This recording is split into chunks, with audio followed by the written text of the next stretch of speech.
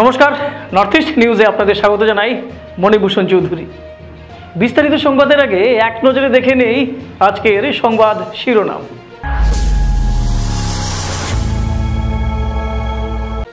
হল নির্বাচনের ঘোষণা, অসমে 3 পর্যায়ে হবে জনমত সংগ্রহ। বরাক প্রস্তুত হচ্ছে 26 এপ্রিলের জন্য। ফলাফল ঘোষণা 4 জুন। মিজোরামে ভয়ঙ্কর সড়ক দুর্ঘটনা, আহত 3, নিহত 1। কাটিগড়ায় খেলমায় সংঘটিত হলো ভয়াবহ অগ্নিকাণ্ড, পুড়ে ভস্মীভূত অসহায় মহিলার বসতবাড়ি। শিলচর জেলা ক্রীড়া সংস্থার পরিকাঠামো উন্নয়নের কাজ শুরু হলো শনিবার। 5 কোটি টাকা ব্যয়ে হলো কাজের আনুষ্ঠানিক শিলান্যাস। এবার বিস্তারিত সংবাদ। ভারতে মোট 96.4 কোটি ভোটার রয়েছেন, যার মধ্যে 49.7 কোটি পুরুষ ভোটার এবং 47.1 কোটি মহিলারা রয়েছেন। পৃথিবীর সবচেয়ে বড় গণতান্ত্রিক নির্বাচন এটি। পুরো দেশ ছিল অপেক্ষায়। আজ দুপুর 3টায় এই নির্বাচনের দিনক্ষণ ইত্যাদি ঘোষণা শুরু হয়। পুরো দেশের সাথে সঙ্গতি রেখে অসমেও হবে লোকসভা নির্বাচন।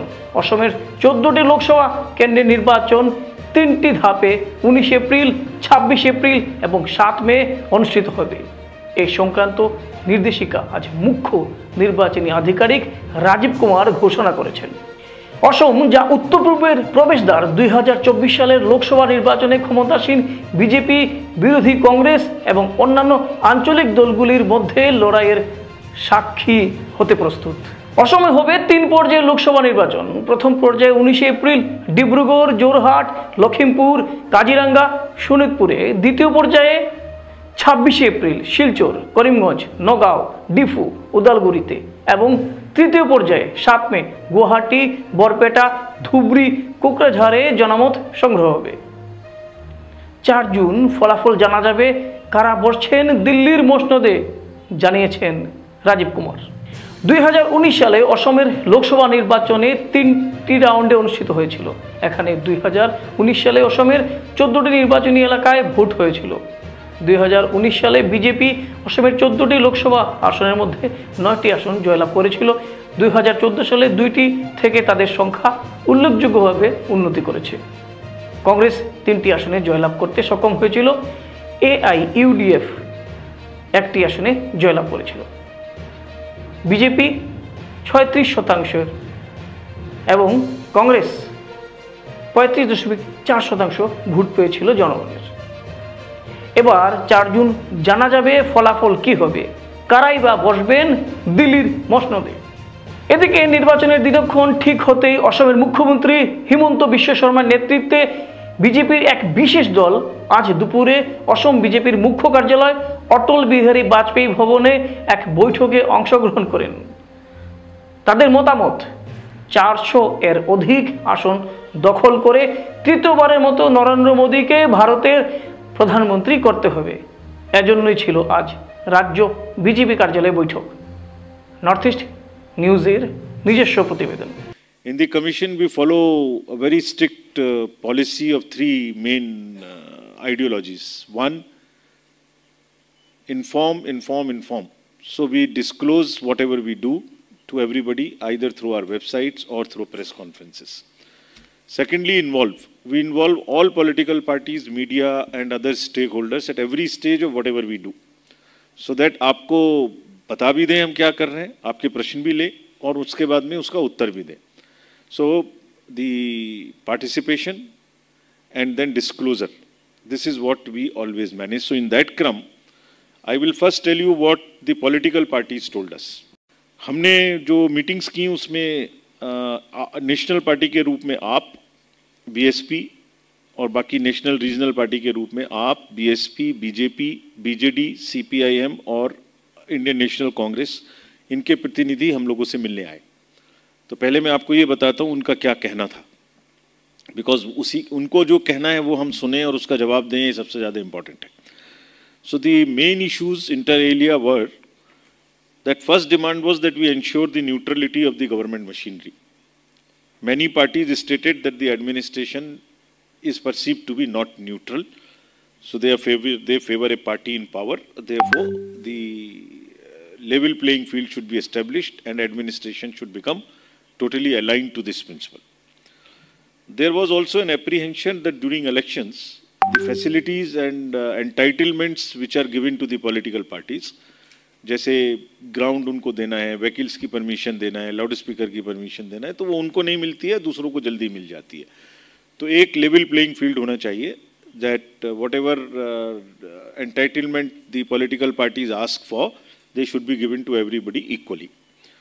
Then administration last election में was not all that alive to checking the violence. There was violence which happened in last elections in certain areas. तो उनको पूरी तरीके से एनर्जाइज किया जाए कि यहाँ वायलेंस ना हो. ऐसा भी लोगों का कहना था, कुछ पॉलिटिकल पार्टीज का, नॉट ऑल, कि गवर्नमेंट व्हीकल्स और को या एम्बुलेंसेस को यूज़ किया जाता है कुछ इरेगुलर सामान ले जाने में, जिसमें कैश भी शामिल है. ऐसा उनका परसेप्शन था, उनका कहना था. सिमिलरली ये भी कहना था कि जो गवर्नमेंट एकोमोडेशन है, गवर्नमेंट बिल्डिंग्स हैं, PSUs हैं, उसका इस्तेमाल पॉलिटिकल पर्पजेस के लिए किया जा रहा है या किया जा सकता है. ये एडमिनिस्ट्रेशन से रिलेटेड थी. दूसरी उनकी रिक्वेस्ट थी कि EVMs को जो है वो सबके सामने में एक दो जगह में सील नहीं किया गया था लास्ट टाइम, उसको इंश्योर किया जाए. जितने वेयर हाउसेज हैं उनमें सब में सिक्योरिटी पूरी तरीके से प्रोवाइड की जाए, जिसमें खास तौर से CAPF की यानी सेंट्रल फोर्सेस की सिक्योरिटी भी हो स्टेट के साथ साथ. देन उनका ये भी कहना था जब इलेक्शन खत्म हो तो कितने वोट पड़े उसका एग्जैक्ट खाका, उसका एग्जैक्ट हिसाब किताब फॉर्म 17C के अंतर्गत कैंडिडेट्स को के एजेंट्स को दिया जाना चाहिए, ताकि पूरी ट्रांसपेरेंसी बनी रहे और कोई भी उसमें चेंज का प्रॉब्लम ना हो. মিজোরামের লুংলে জেলার টিম্পল এলাকায় ভয়ঙ্কর সড়ক দুর্ঘটনা সংঘটিত হলো। গুরুতর আহত 3, ঘটনাস্থলে মৃত্যু হয় ধলাইয়ের লায়লাপুরের এক লরি চালকের। জানা গিয়েছে সড়ক নির্মাণ সংস্থা ABCI কোম্পানির একটি লরি মিজোরাম রাজ্যের লুংলে জেলার টিম্পল এলাকায় ভয়ঙ্কর দুর্ঘটনার সম্মুখীন হয়। নিয়ন্ত্রণ হারিয়ে পাহাড়ি এলাকার জাতীয় সড়ক থেকে কয়েক মিটার নিচে ছিটকে পড়ে লরিটি। এই দুর্ঘটনায় লায়লাপুর এলাকার হাওয়াইথাংয়ের বাসিন্দা জামাল উদ্দিন লস্করের পুত্র লরি চালক শিপন আহমেদ লস্করের ঘটনাস্থলে মৃত্যু হয়েছে সম্প্রতি। এছাড়া লরিতে থাকা আরও 3 জন ABCI কোম্পানির দিনমজুর গুরুতরভাবে আহত হয়েছেন। ঘটনার খবরে লুংলে পুলিশ ও ইয়ং মিজো অ্যাসোসিয়েশন অর্থাৎ YMA এর সদস্যরা ঘটনাস্থলে পৌঁছেছেন।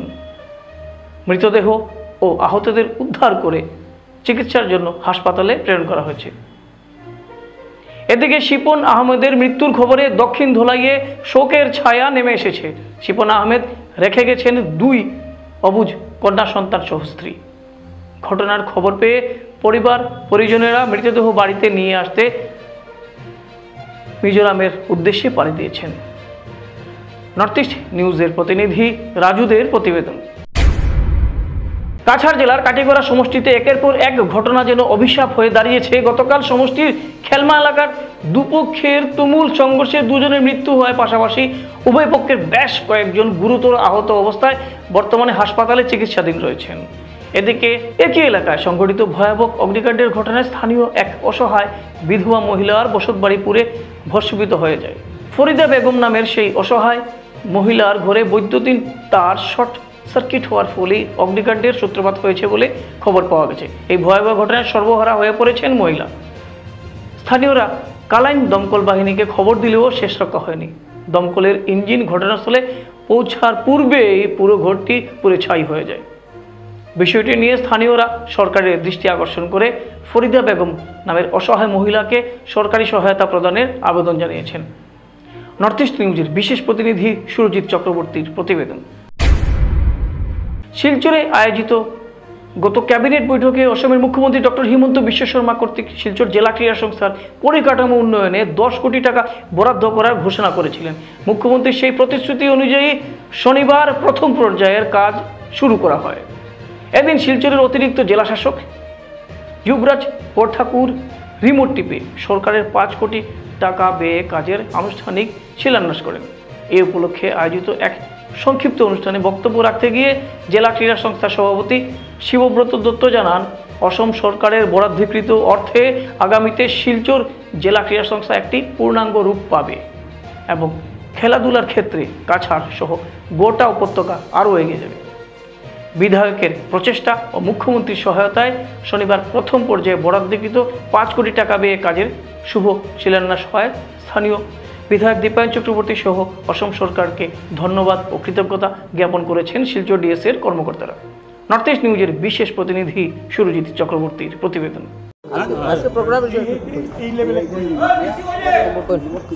আজকে আমাদের এই প্রোগ্রামটা আমরা বিগত দিনে মাননীয় মুখ্যমন্ত্রী ডক্টর হিমন্ত বিশ্ব শর্মা এসেছিলেন যখন ক্যাবিনেট মিটিংয়ের সময়, তখন উনি ইনফ্রাস্ট্রাকচার ডেভেলপমেন্টের জন্য আমাদের ডিএসএ স্টেডিয়ামের জন্য বরাদ্দ করেছিলেন 10 কোটি টাকা। সেই 10 কোটি টাকার 5 কোটি টাকা ইতিমধ্যে কাজ শুরু হলো আজকে।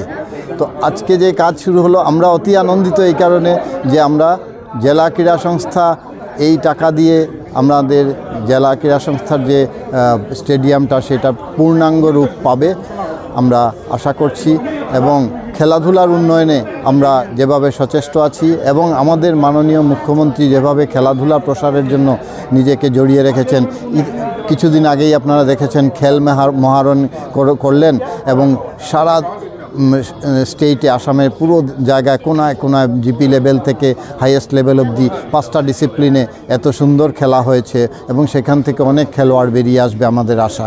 এবং আমরা জেলা ক্রীড়া সংস্থাও সেই কাজেই ব্রতী রয়েছি। আমরা মনে করি এই ইনফ্রাস্ট্রাকচার ডেভেলপমেন্টের মাধ্যমে আমাদের ক্রীড়া জগতে একটা আলোড়ন সৃষ্টি হবে এবং যেভাবে আমাদের মুখ্যমন্ত্রী এবং এইখানের জনপ্রতিনিধি আমাদের মাননীয় বিধায়ক যেভাবে কর্মতৎপর এবং আমাদের এই ফান্ডটা রিলিজ করার জন্য ওনারা যেভাবে সচেষ্ট ছিলেন, আমি সবাইকে আমার জেলা ক্রীড়া সংস্থার পক্ষ থেকে আন্তরিক ধন্যবাদ ও কৃতজ্ঞতা জানাচ্ছি এবং আশা করব যে ক্রীড়ার উন্নয়নে ওরা আরও এগিয়ে আসবেন এবং এই স্টেডিয়াম পূর্ণাঙ্গ রূপ পেতে আরও অনেক অনুদানের প্রয়োজন রয়েছে। আমরা আগামী দিনে আমরা মাননীয় মুখ্যমন্ত্রীর কাছে আবারও আবেদন করব আমাদের এই স্টেডিয়ামটাকে একটা পূর্ণাঙ্গ রূপ দেওয়ার জন্য। আমি এইটুকু বলেই আজকে সবাইকে ধন্যবাদ জানাচ্ছি। আমাদের খুশির দিন, আমরা এইমাত্র এটা কাজে শুরু হবে, আজকে থেকেই আমাদের কাজ শুরু হয়ে যাবে। কাজেই আমরা আশাবাদী খুব তাড়াতাড়ি আমরা এটা শেষ করে বাকি যেটা ইনফ্রাস্ট্রাকচার ডেভেলপমেন্টের 5 কোটি টাকা রয়েছে সেটাও আমরা পেয়ে যাব। এটা শেষ করে ইউটিলাইজেশন সার্টিফিকেট দেওয়ার পরেই আমরা বাকি টাকাটুকুও পেয়ে যাব এই আশা রাখছি। ধন্যবাদ। লোকসভা নির্বাচন সামনেই, নির্বাচনের তারিখ ঘোষণার পর আর শিলান্যাস করা যাবে না, তাই তড়িঘড়ি জনগণের কাজের সুবিধার্থে চা বাগান এলাকার রাস্তার কাজে ঝাঁপিয়ে পড়েন উধারবন্দির বিধায়ক মিহিরকান্তি সোম। শনিবার মোট 6টা কাজের শিলান্যাস হয়। এর মধ্যে উল্লেখযোগ্য হলো শালগঙ্গা টিকল পূর্ত বিভাগের সড়ক থেকে পাবনটিলা পর্যন্ত কাজ, খাসপুর ভিআইপি সড়ক থেকে চা বাগান হয়ে বাংলাটিলা খাসিয়াপুর জি পর্যন্ত কাজ, ডুমুরঘাট শিব মন্দিরের সম্মুখের রাস্তা, কাশীপুর চা বাগানে নবনির্মিত রাস্তার কাজ, গুসাইপুর মণিপুরি বস্তির সামনের পাকা রাস্তা, কুম্ভা মারপুঞ্জিতে রাস্তার কাজেরও শিলান্যাস হয়। শিলান্যাসগুলো পৃথক পৃথক আনুষ্ঠানিকভাবে অনুষ্ঠিত হয়। প্রতিটি শিলান্যাসের মুখ্য অতিথি ছিলেন বিজেপি নেতা নবরুণ চক্রবর্তী। সঙ্গে উপস্থিত ছিলেন পূর্ত বিভাগের এসডিও রাজেন ডেকা, বাস্তুকার মোহিত রঞ্জন দাস, বিপ্লব নাথ চৌধুরী, বাস্তুকার বিশ্বজিৎ মহান্তি, দীপক ভট্টাচার্য, খাসপুর বাগান ম্যানেজার জয়ন্ত ব্যানার্জি, দেবাশিস দেব প্রমুখ। উদারবন থেকে স্নেহাংশু তালুকদারের প্রতিবেদন। আজি শিলান্যাস কৰা ৰাস্তাটো হতে টিকলপাৰৰ পৰাটো বাবনটিলালৈ হ'ব, 680 মিটাৰ হ'ব, 680 মিটাৰ, আৰু হাইট্ৰাছ হ'ব 3 মিটাৰ আৰু ফৰমেশ্যন হৈ হ'ব 5 মিটাৰ। তাৰমানে আমাৰ এইটো ব্লকৰ ৰাস্তা হ'ব, ব্লক থাকিব 3 মিটাৰ।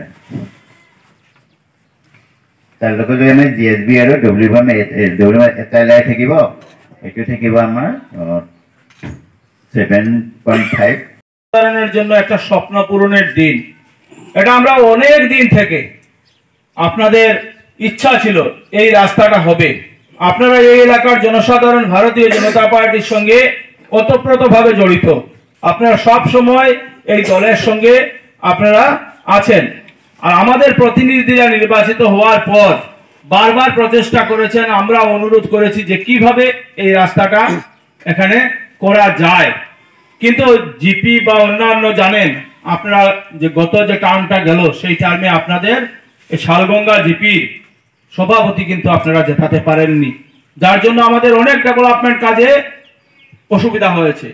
এই যে ভুলটা হয়েছিল আমাদের শালগঙ্গা জিপির জনসাধারণের পক্ষ থেকে, তার খেসারত কিন্তু আমরা এই 5 বছর দিয়েছি বিভিন্ন জায়গায়। এ কথাটা কিন্তু সবাইকে মনে রাখতে হবে। তো আমরা এই কথাটা মনে রেখে আমরা আগামী দিনের কথা চিন্তা করব। আজকে সত্যি আমার খুব আনন্দ হচ্ছে, কারণ এই রাস্তা দিয়ে আমিও অনেকবার এখানে ব্যক্তিগতভাবে বলতে গেলে সব যারা আছে পরিবার সবার সঙ্গে আমার ব্যক্তিগতভাবে পরিচিত আছেন, নতুন 2-1 বাড়ি ছাড়া হয়তো। আমরাও চাইছিলাম, বিধায়কও চাইছিলেন, বিধায়কও থাকতেন, কিন্তু জরুরি কাজে মুখ্যমন্ত্রীর নির্দেশে ওনাকে গুয়াহাটিতে কাল সকালবেলা চলে যেতে হয়েছে, তাই কালকে থেকে এই দায়িত্বটা আমার উপর পড়েছে। আর আমার এসডিও সাহেব এবং আমার ইঞ্জিনিয়াররা মিলে আমরা পুরো সমগ্র উধারবন্দে আমরা এই শিলান্যাস বা কাজের সূচনাগুলো করছি। আজকেই কিন্তু এটা 2টা থেকে 2:30টার ভিতর আমাদের শেষ করতে হবে। খুব সম্ভবত আজকে বিকেল 3টা থেকে 3:30টার মধ্যে আমাদের পরবর্তী লোকসভা নির্বাচনের দিন ঘোষণা হয়ে যাবে, তারপর আর কাজ শুরু করে যাবে না। তাই আজকেও এখন পর্যন্ত যে শিডিউল আছে 6টা শিলান্যাস হবে, একটা মাত্র হলো এখন, তাই বেশি কিছু বলবো না। আপনারা শুনেছেন আমাদের বিভাগীয় এসডিও সাহেব ইঞ্জিনিয়ার বলেছেন যে এই রাস্তাটা হচ্ছে টিকল রোড থেকে ভায়া বাবনটিলা এখানে যাবে, বাবনটিলা পর্যন্ত। এটা লেন্থ হবে 680 মিটার এবং এটার পাশ হবে 5 মিটার, মানে পুরো মাটির এরিয়া হবে 5 মিটার পাশে প্রস্থে, এবং উপরে 3 মিটার থাকবে ব্লক, 80 mm ব্লক, সবচেয়ে মোটা যে ব্লকটা হয় সেই ব্লক। এর আগে ইঞ্জিনিয়ার সাহেব বলেছেন। আবারও দুর্ঘটনা। শনিবার বরখোলা থানাধীন ডলুরামপুর এলাকার দ্রুতগামী ম্যাজিক গাড়ি ও বাইকের মুখোমুখি সংঘর্ষে আহত হয় বাইক চালক। দুর্ঘটনাটি ঘটে শনিবার দুপুরে কাছাড় জেলার বরখোলার ডলু শিলচর সড়কের রামপুর চা বাগানের পাশে শিলচরের দিক থেকে আসা AS11 EC 2648 নম্বরের একটি টাটা ম্যাজিক গাড়ি ও AS11 E 3120 নম্বরের বাইকের মধ্যে মুখোমুখি সংঘর্ষ হয়। ডলু যাওয়ার পথে রামপুর এসে ডলু থেকে কালীনগর যাওয়ার পথে মুখোমুখি সংঘর্ষ, এতে বাইক চালক রাস্তার পাশে ছিটকে পড়েন। দুর্ঘটনার বিকট শব্দে তৎক্ষণাৎ ঘটনাস্থলে ছুটে আসেন এলাকার লোকজন এবং আহত বছর 21-এর পিন্টু রায়কে রামপুর বাগান স্বাস্থ্যকেন্দ্রে নিয়ে গেলে অবস্থা সংকটজনক থাকায় তাকে বরখোলা প্রাথমিক স্বাস্থ্যকেন্দ্রে নিয়ে যাওয়া হয়। তারপর শিলচর মেডিকেল কলেজে প্রেরণ করে খবর দেওয়া হয় বরখোলা থানাতে। খবর পেয়ে বরখোলা থানার ASI নয়ন কুমার দলবল নিয়ে ছুটে আসেন।